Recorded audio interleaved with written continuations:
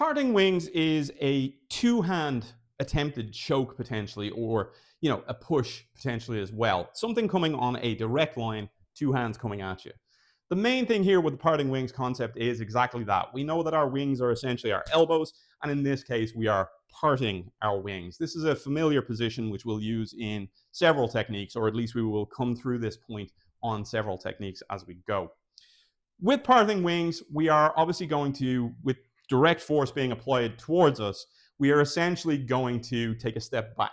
All right, later on, we go against it and we do it in thrusting wedge on blue belt. But for now, we're going to take it as a step back. By taking that step back, we're giving ourselves that little bit of distance. As we drop back, our wings are going to essentially come up through the middle of the hands and extend out. So if we do it from this angle first, just to show the wings, as we step back, we're going to extend our wings out at this point, okay? As it's written, we essentially now hit a right inward hand sword, as so. Our left hand, as you can see, comes to chamber at our right shoulder. From here now, we are going to pull this hand back, and we're going to hit a chop in the throat. And then from here, we're going to chamber this hand underneath and hit a mid-knuckle strike into the sternum, solar plexus, or whichever target you prefer at that point. So again, doing that, we're going to take our step back, we're going to clear, we're going to hit our strike as an outward hand sword, inward hand sword. We're now going to hit our outward hand sword, coming this way. And then from here, we're going to hit our mid-knuckle strike straight down the middle. Okay, so that's parting wings. We take our step back, we hit, we chop, we punch. Now there's some variations on this technique, as always, that we can do, and this is one of the fun ones where we can add things like additional strikes or prefix strikes or supplementary strikes, as one of my colleagues likes to call them as well. So once we drop back here, there can be a timing issue, okay, which is this moving from here to here still has a reactionary gap, potentially. So one of the things that can be done is, with the hand that is now coming back to the shoulder, that can essentially prefix this move, okay? Again, using the equation formula here.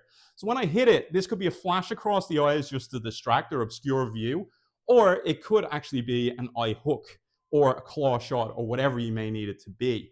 So again, you'll see people where they step back and they shoot their hand forward and they do all these types of things. Absolutely, you can do that. That's part of the equation formula. That's part of the idea of Kenpo, that we can insert things where we need them. Okay, so this is more of an insertion potentially by doing this, but it's also prefixing the next strike from here. Once we hit this, we rip across. As we rip across, we're now going to shoot this one forward, okay? Now, again, the inward hand sword is to the ribs. I personally sometimes like to hit this as almost a palm strike, hitting into the ribs as well.